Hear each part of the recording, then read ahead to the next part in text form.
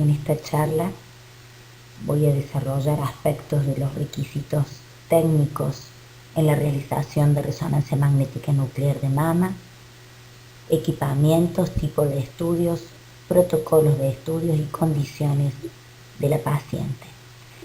Mi nombre es Gisela Barugel y me desempeño como jefa del área de imágenes mamarias del Instituto Radiológico Conci Carpinela de la ciudad de Córdoba. En la elección de la máquina para realizar resonancia magnética mamaria convergen dos requisitos opuestos: la resolución temporal y la resolución espacial. En resonancia magnética nuclear rápido significa menos de 120 segundos por adquisición, idealmente 60 segundos. El pico de captación de las lesiones malignas es de 1 a 3 minutos. La adquisición continua de secuencias temporales de 60 a 90 segundos a lo largo del tiempo de adquisición de 6 minutos es suficiente para determinar la morfología de la lesión y la curva de contraste, continua, en meseta o lavado precoz.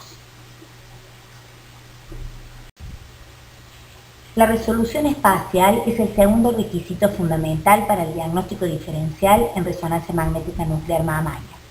Al igual que en la ecografía y en la mamografía, se requiere adecuada información sobre la morfología, bordes, arquitectura interna de las lesiones. Cuando aumenta la resolución espacial, aumenta el tamaño de la matriz y esto se asocia a un aumento en la resolución temporal, es decir, en el tiempo de adquisición. Las secuencias que usemos deben equilibrar adecuadamente estos dos parámetros. Este es un ejemplo de una estructura nodular de contornos regulares en mama izquierda, adecuadamente visualizado sus contornos, que capta el contraste en forma intensa en los primeros 2 a 3 minutos y al minuto 4, minuto 5 se hace isointenso en relación al parénquima circundante.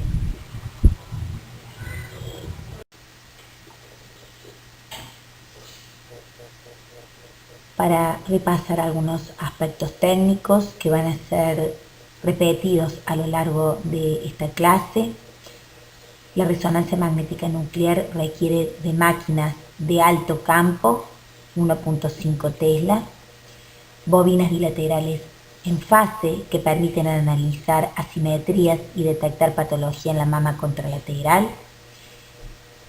Y es importante realizar el estudio en la segunda o tercera semana del ciclo menstrual en mujeres premenopáusicas para reducir la incidencia de falsos positivos.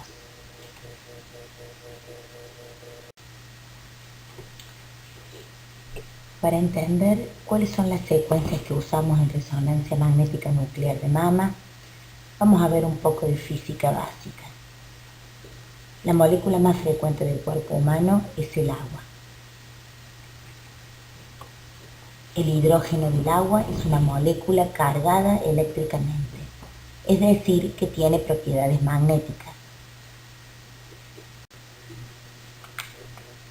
Cuando el paciente es ingresado en un campo magnético, como es el resonador, los protones se orientan en dirección a dicho campo, en sentido paralelo o antiparalelo. Posteriormente, se aplica sobre el tejido un pulso de radiofrecuencia de 90 grados seguido de otro pulso de 180 grados para estimular dichos protones. Se interrumpe el pulso y se produce la relajación longitudinal o transversal del tejido y se recibe un eco. De esta manera se generan las secuencias SPIN.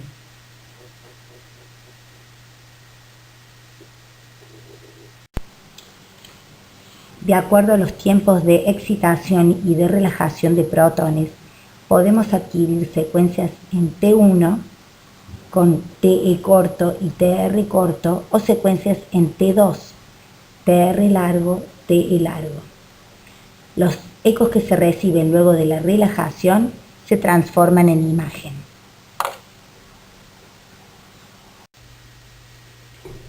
En las secuencias SPIN ponderadas en T1. Vemos marcadamente hipointenso el aire, el calcio o el flujo rápido a través de vasos sanguíneos. Moderadamente hipointenso los ligamentos, las cicatrices, el agua, los quistes y las lesiones sólidas. Hiperintenso el líquido proteináceo, los abscesos o las colecciones densas, mientras que la grasa, los productos de la sangre como la methemoglobina, el contraste, el flujo sanguíneo lento o la melanina se ven marcadamente hiperintensos. En las secuencias T2 también se ven hipointensos el aire, el calcio y el flujo rápido a través de vasos sanguíneos. Hipointensos los ligamentos, los músculos, los tendones, las cicatrices y las lesiones sólidas. Moderadamente hipointensa la grasa. Y por el contrario, los quistes, el agua libre o los productos de la sangre como la oximethemoglobina extracelular se ven marcadamente hiperintensas. Con las secuencias SPIN ponderadas en T2, fundamentalmente tenemos una adecuada visualización de los contornos y de la estructura interna de las lesiones tumorales sólidas.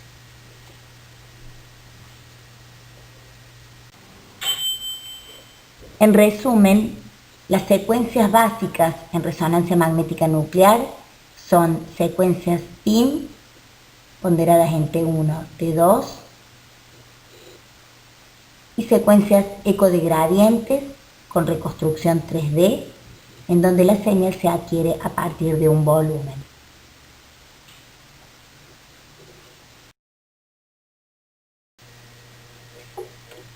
Aquí tenemos el ejemplo de una lesión a nivel de hora 12 de mama izquierda, hipointensa en secuencias T1, hiperintensa en secuencias T2, en relación a un quiste simple, en secuencias SPIN, sin contraste.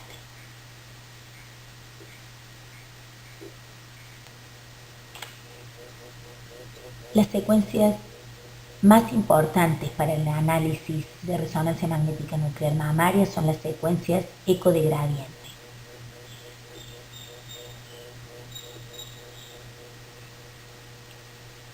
La gran ventaja de las secuencias eco de gradiente es la reducción en el tiempo de adquisición, dato que es especialmente útil para los estudios dinámicos y estudios 3D.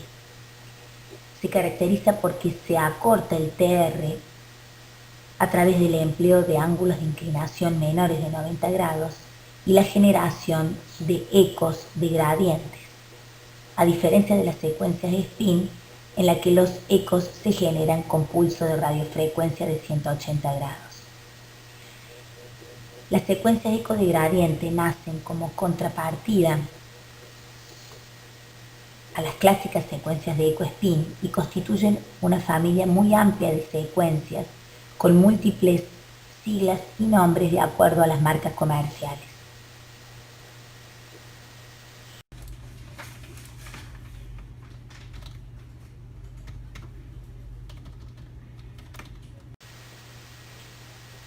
Esta es una secuencia eco de gradiente 3D ponderada en T1 con supresión grasa.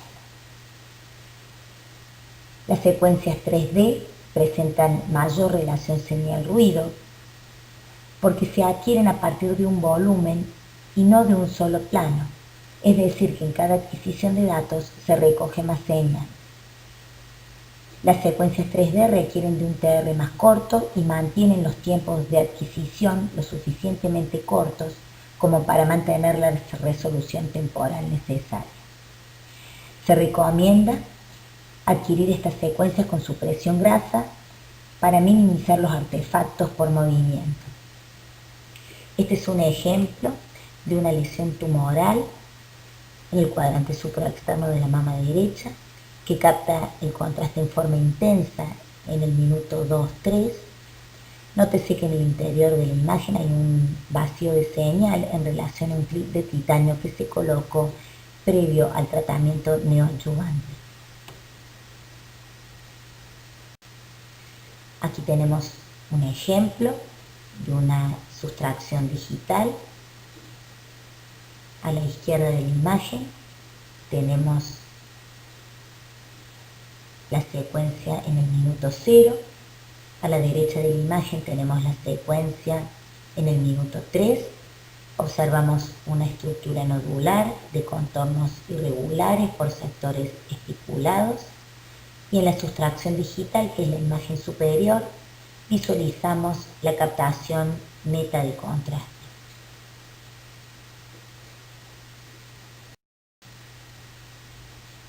A través de este ejemplo es importante entender que la resolución espacial en resonancia magnética nuclear implica observar adecuadamente los contornos y la estructura interna de las lesiones. Nótese que esta formación nodular presenta contornos lobulados. En las secuencias spin T2 es ligeramente hiperintensa, mientras que en las secuencias dinámicas 3D, posterior a la administración de contraste endovenoso, presenta en su estructura interna algunos tabiques hipointensos no captantes que le confieren aspecto de fibroadenoma mamario y nos permiten categorizarla BRAF 2.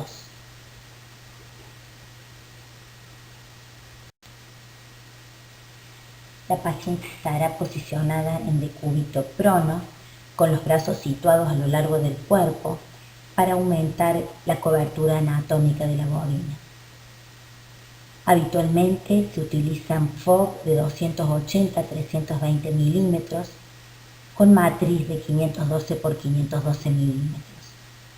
La cobertura anatómica debe incluir desde la región supraclavicular hasta el pliegue inframamario y el estudio debe incluir ambas mamas.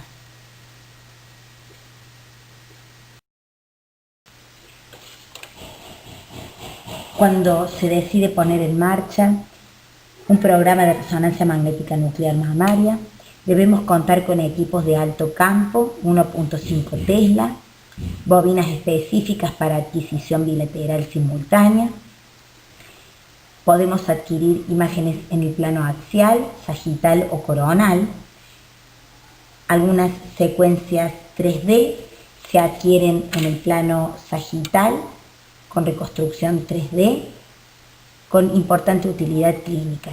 Se denominan secuencias Bliss o Vibrant. Nuestra elección es la adquisición en el plano axial. En relación al uso de equipos 3 Tesla, obviamente que tienen superioridad en relación temporoespacial, pero no hay aún artículos que sustenten el impacto clínico en su utilización.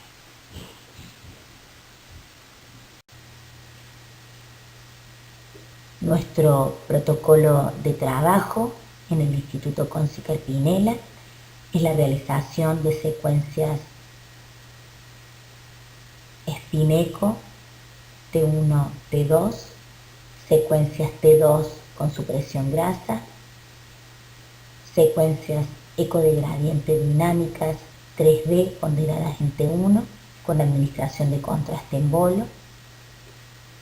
Realizamos secuencias sagitales Bliss post contraste y de rutina realizamos secuencias de difusión.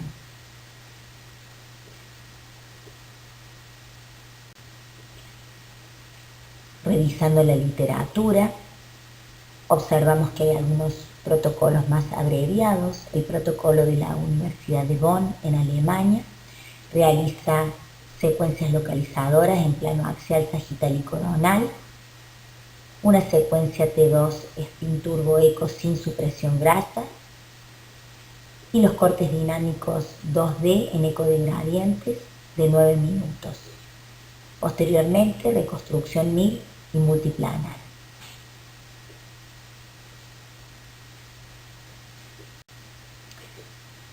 Aquí tenemos el ejemplo de una secuencia eco de gradiente 3D. La elección de corte fue sagital. Estas secuencias denominadas Bliss o Vibrant, de acuerdo a la marca comercial, adquieren imágenes en simultáneo demuestra la presencia de una lesión tumoral con captación en anillo en la región retroalveolar plano medio de la mama derecha.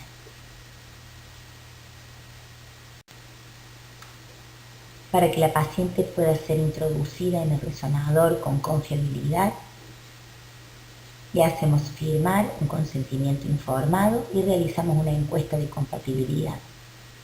En relación a las prótesis valvulares cardíacas, todas las existentes en el mercado han sido testeadas en equipos de alto campo, unos 5 e inclusive 3 Tesla, con resultado positivo. Está demostrado que la tracción que ejerce sobre ellas el campo magnético es menor que la fuerza que ejerce el corazón. Esto las convierte en seguras para estudios con resonancia magnética. En relación a los stents o filtros, en general están constituidos con materiales diamagnéticos, como es el platino y el titanio. En caso de estar constituidas por materiales débilmente ferromagnéticos, conviene esperar un par de meses antes de su exposición al resonador. Los marcapasos son ejemplos típicos de contraindicación absoluta para resonancia magnética nuclear. Las pacientes portadoras de clips aneurismáticos cerebrales no deben someterse a estudios de resonancia, salvo que se tenga absoluta certeza de la compatibilidad del material.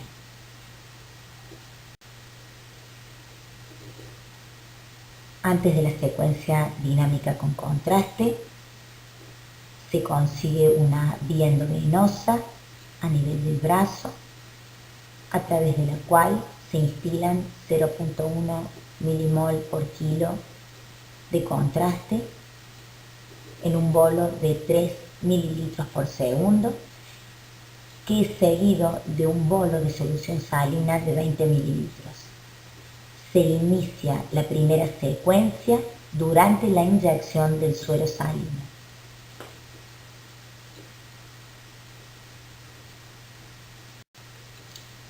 En nuestra práctica de rutina, antes de inyectar contraste paramagnético endovenoso, utilizamos una tabla que hemos adquirido de la página de la Sociedad de Nefrología Española, en donde se introducen datos como la edad de la paciente, el peso, la talla, la creatinina en miligramos por decilitro, y se hace un cálculo estimativo automático del clearance de creatinina. Si es menor de 30 mililitros por minuto, no se inyecta contraste. Si es entre 30 y 60, se valora el riesgo-beneficio, y si es más de 60, se coloca el contraste sin problema. A modo de ejemplo, una paciente de 65 años, de 60 kilos, de 1,50 m, con una creatinina de unos 50 miligramos por decilitro, tendría un clearance estimativo de 37.95 mililitros por minuto, con lo cual analizamos el riesgo-beneficio de la inyección de contraste endovenoso.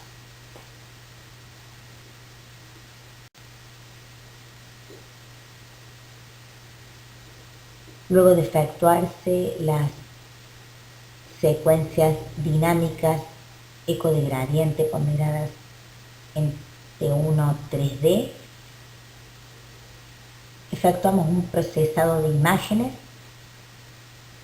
Este procesado le proporciona al radiólogo datos adicionales para la interpretación del estudio. Realizamos secuencias de sustracción digital, visualizamos la secuencia MIP, que es la máxima intensidad de señal, hacemos reconstrucción de imágenes y curva de captación de gadolinium. Aquí tenemos un ejemplo de una sustracción digital. A la izquierda de la imagen tenemos la secuencia en el minuto 0. A la derecha de la imagen tenemos la secuencia en el minuto 3. Observamos una estructura nodular de contornos irregulares por sectores estipulados. Y en la sustracción digital, que es la imagen superior, visualizamos la captación neta de contraste.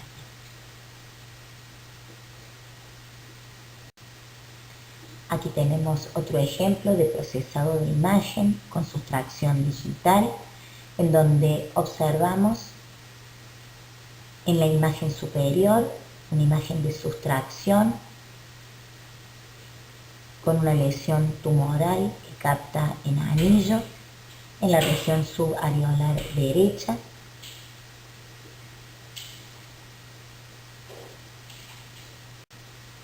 Esta lesión tumoral en el cuadrante supraexterno de la mano derecha presenta una curva de captación de ganolíneo de ascenso rápido y lavado, típica de lesión tumoral.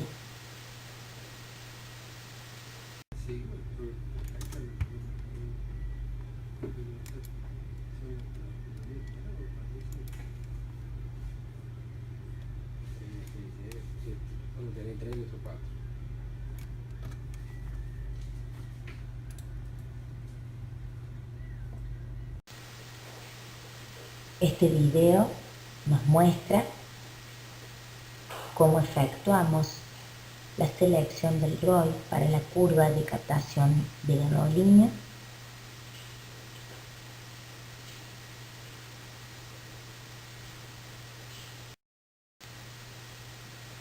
Aquí tenemos una reconstrucción volumétrica en donde observamos la misma lesión tumoral a nivel de intercuadrantes externos de mama derecha, fuertemente captante de la sustancia de contraste.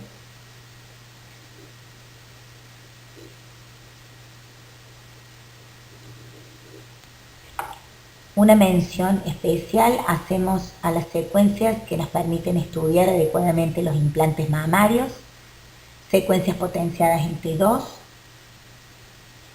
secuencias que permitan manipular el contraste entre tejidos cancelando selectivamente la señal de alguno de ellos, STIR con supresión de grasa, T2 con excitación de silicona, lo que demuestra la silicona hiperintensa y supresión de agua, secuencia STIR con saturación de silicona, en la cual vemos el agua hiperintensa y supresión de silicona.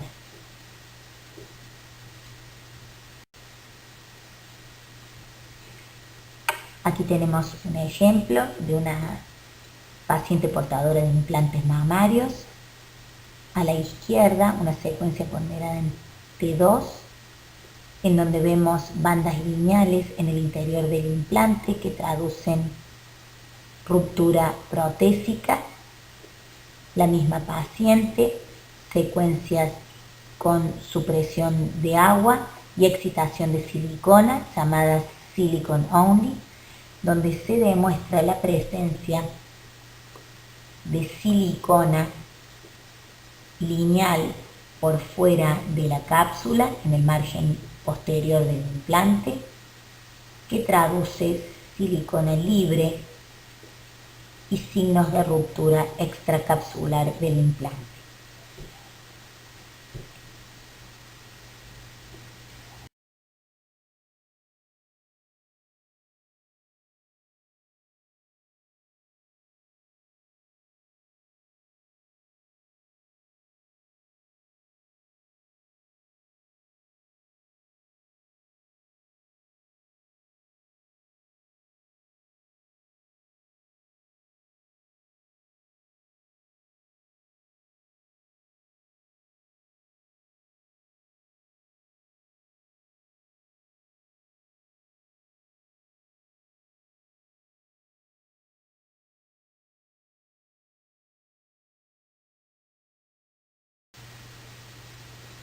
Es importante completar el estudio de pacientes portadoras de implantes con secuencias dinámicas con contraste para valorar el parénquima glandular.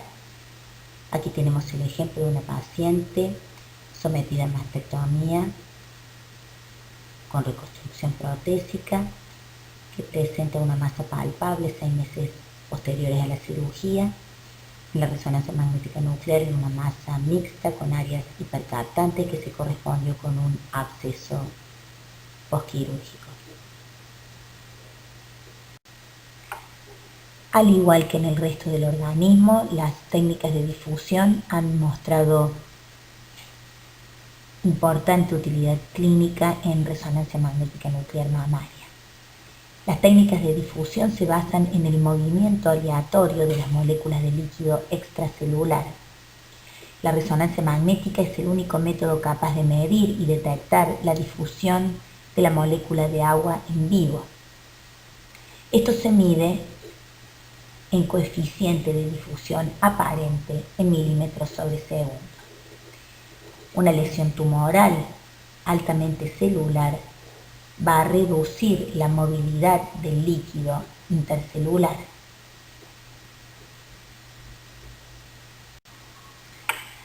El comportamiento de las lesiones tumorales es marcadamente hiperintenso en las secuencias de difusión, hipointenso en las secuencias ADC, como muestran los dos primeros ejemplos. Una lesión benigna puede ser hiperintensa en difusión e hiperintensa en el ADC.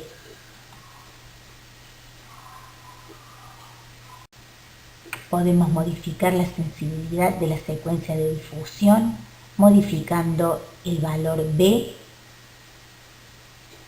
y tomar un coeficiente de difusión aparente. Lo previamente expuesto es muy útil para valorar la respuesta a la quimioterapia neoadyuvante. Nótese en el primer cuadro un tumor altamente celular en donde la difusión de las moléculas de agua está restringida. Luego del tratamiento disminuye la celularidad tumoral y aumenta la capacidad de difusión de las moléculas de agua en el espacio intercelular. Es decir, que un aumento precoz en el ADC aumenta la movilidad del agua, aumenta la movilidad del líquido extracelular por disminución de la celularidad tumoral e implica una adecuada respuesta al tratamiento neoadyuvante.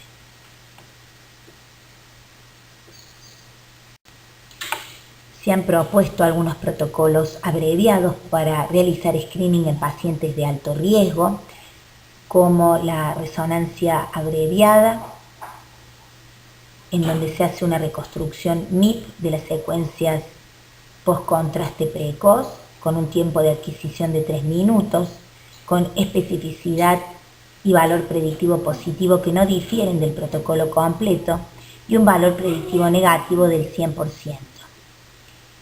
Otros protocolos sugieren difusión sin contraste IT2, pero la limitación de esto es que las lesiones menores de 1 centímetro son difíciles de caracterizar con difusión.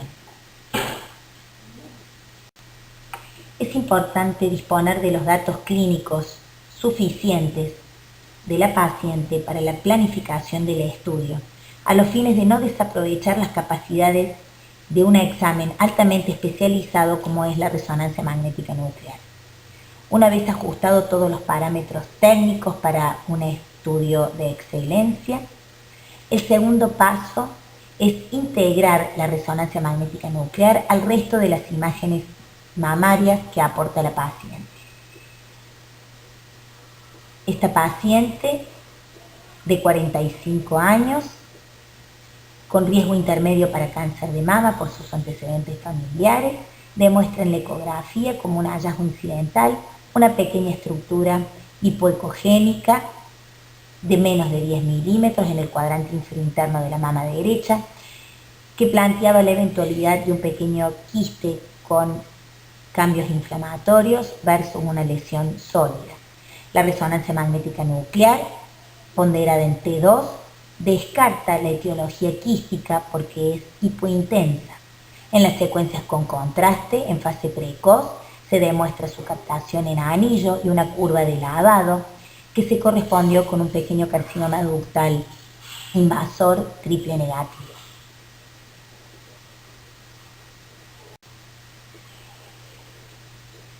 paciente de 50 años con diagnóstico confirmado de carcinoma de mama, secuencias eco de gradiente 3D ponderadas en T1 con adquisición sagital, secuencia Bliss, demuestra la presencia de dos masas contiguas en situación prepectoral profunda de la mama derecha. Nótese que en las secuencias ponderadas en T1 sin contraste hay numerosos conductos hiperintensos adyacentes a la masa que se mantienen estables en las fases por contraste. Integrando estas dos imágenes podemos deducir que no corresponde a neoplasia intraductal extensiva, sino a conductos con material proteináceo en su luz.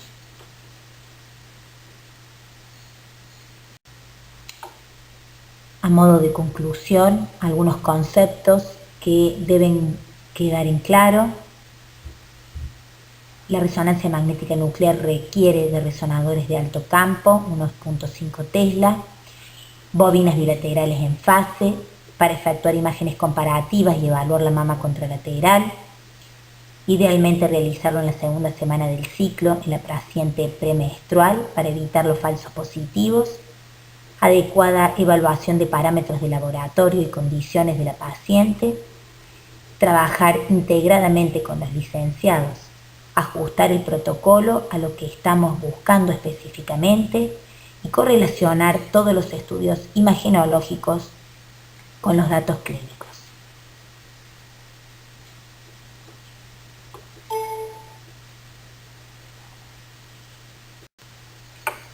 Muchas gracias por su atención.